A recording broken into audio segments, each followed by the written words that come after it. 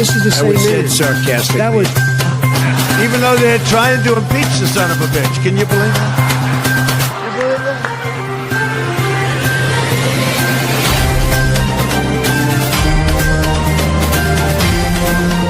That's enough. Put down the mic. Mr. President, are you worried about indictments coming down in this investigation? Punch him in the face, I'll tell you. It's a human under attack.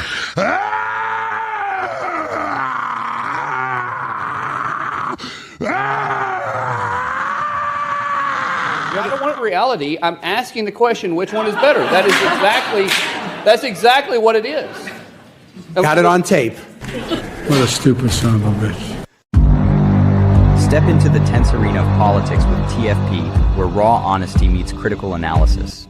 The world's most dangerous political panel, featuring the voices of the radical Republican, MD-20, the political prophet amongst men, Ricardo, the uppity independent king of popcorn, who's waiting and watching in the political theater, Mike, the fatalist, who is always Mike is right from the other's gang, and Venkat, the progressive producer extraordinaire, dives deep into controversial topics that shape our global stage.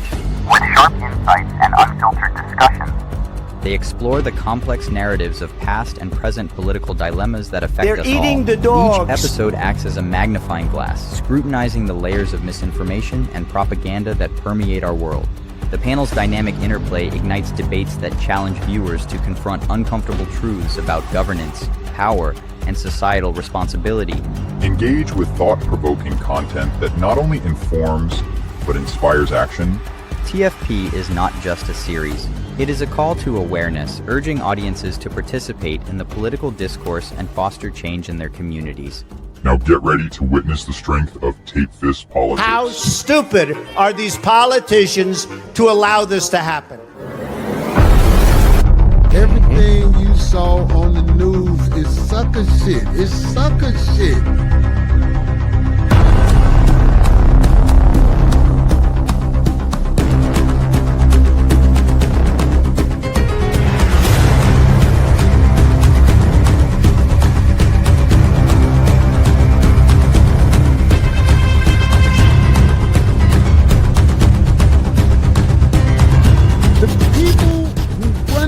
Nation, make sure that people like us are always struggling and in fucked up situations. We're gonna beat these people. I'm not trying to be dramatic here, but it's been a hard fight. These people hate our children.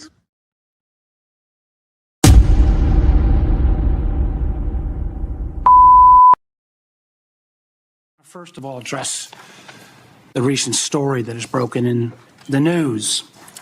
Yesterday, we stunningly learned that senior members of this administration, and according to reports, two of our witnesses here today were members of a group chat that discussed highly sensitive and likely classified information that supposedly even included weapons packages, targets, and timing, and included the name of an active CIA agent. Putting aside for a moment that classified information should never be discussed over an unclassified system, it's also just mind-boggling to me that all these senior folks were on this line and nobody bothered to even check. Security Hygiene 101.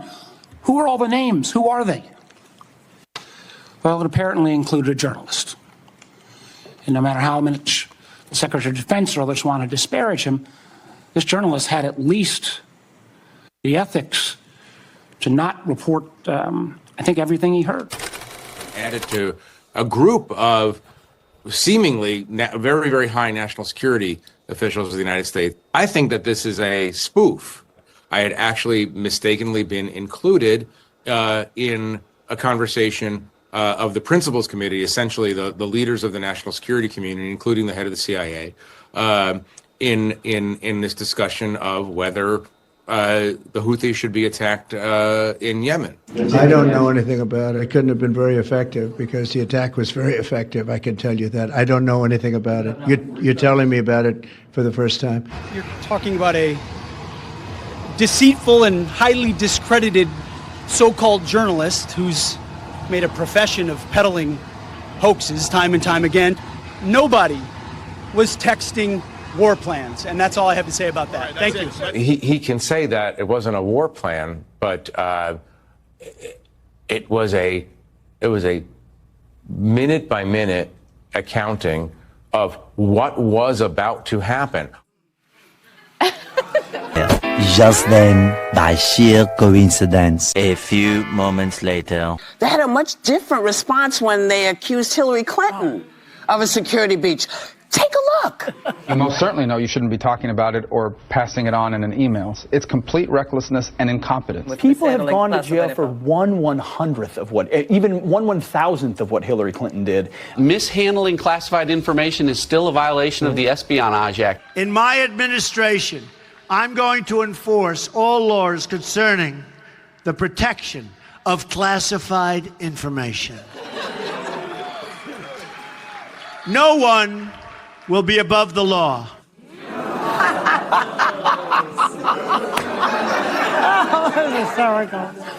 Sir, the question is... Bruh. Bruh. Bruh. Bruh. Bruh. We will have the best and brightest in every position possible. As you said in your inaugural, it is colorblind and merit-based. The best leaders possible, whether it's flying Black Hawks and flying airplanes, leading platoons, or in government.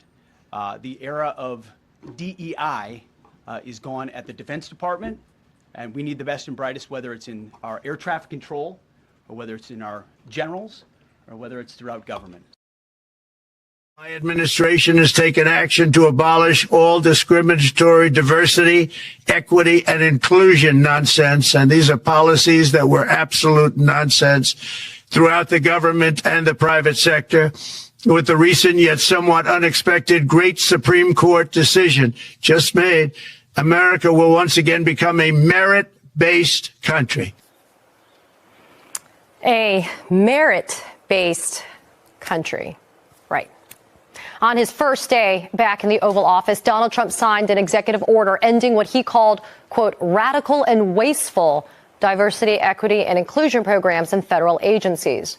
It's unclear how many workers ultimately will be affected, but what is evident is the impact this will have on the government and the country. Trump's actions echo President Woodrow Wilson's then unprecedented segregation of federal offices in 1913. There was no official law, no executive order, just guiding policy. But that policy led to blacks being segregated or just summarily dismissed from federal positions nationwide. For example, in 1914, Wilson required a photo from all federal job applicants to make it easier for racial screening. And those black workers who managed to keep their jobs, they were often subjected to inhumane and degrading treatment. In an open letter to Wilson, W.E.B. Du Bois wrote, quote, "We are told that one colored clerk who could not actually be segregated on account of the nature of his work has consequently had a cage built around him to separate him from his white companions of many years." Take a second to let that sink in. A cage. Wilson later defending his racist policies to a group of black professionals, saying in part, quote, "Segregation is not humiliating, but a benefit and ought to be so regarded by you gentlemen." In 1948, President Harry Truman signed an executive order banning segregation in federal civil service, but the damage was already done and it continues to this day. While more than 18% of federal workers are black, they only comprise 11.7% of management positions, with white employees being twice as likely to be promoted to management in some agencies. The wealth gap between federal black and white workers sits at 15.6%. And as late as February of 2023, about 4 in 10 federal black workers say that they've experienced discrimination or have been treated unfairly at work because of their race or ethnicity. Administration is it's having a decades-old ripple effect. The federal government no longer explicitly prohibits contractors from having segregated restaurants, waiting rooms, and drinking fountains. Yeah, the segregation clause is one of several identified in a public memo issued by the General Services Admission last month, affecting all civil federal agencies. Legal experts say this change to contracts to across all the federal government is significant. They're saying that there are protections that are still in place even when you've removed this here, but what people are talking about is a precedent that this could set and what could come next. That's what people are worried about. Concerns growing after the Trump administration removed a segregation ban for federal contractors. Yeah, this is all part of the president's mission to eliminate anything related to diversity, equity, and inclusion. And this has some worried about the civil rights protections. Our Candace Cole is in Northwest at GSA headquarters this morning with details on this. Candace, good morning.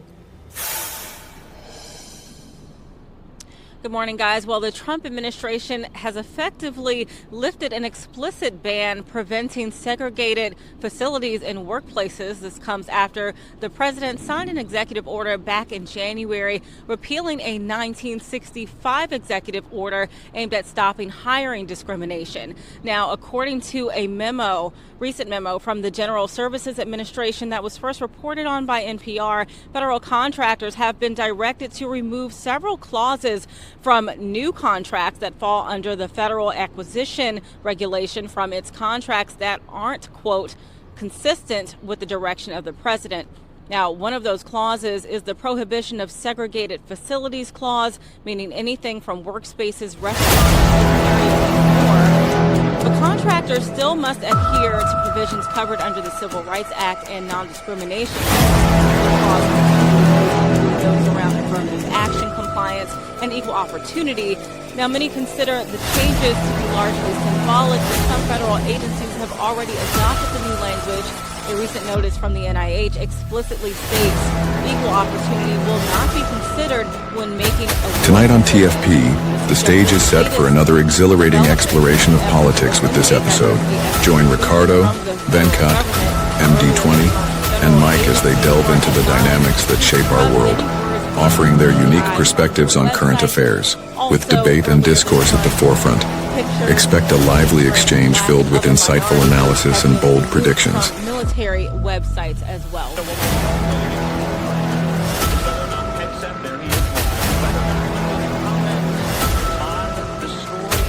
Join us for a night where knowledge meets passion, and discover why Mike is right. Tune in for an unforgettable experience with the political prophet amongst men. This is TFP, Taped Fists Politics. Let's go.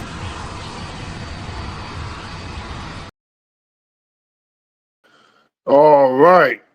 Here we are. Tuesday. TFP Tuesday. This is Venkat.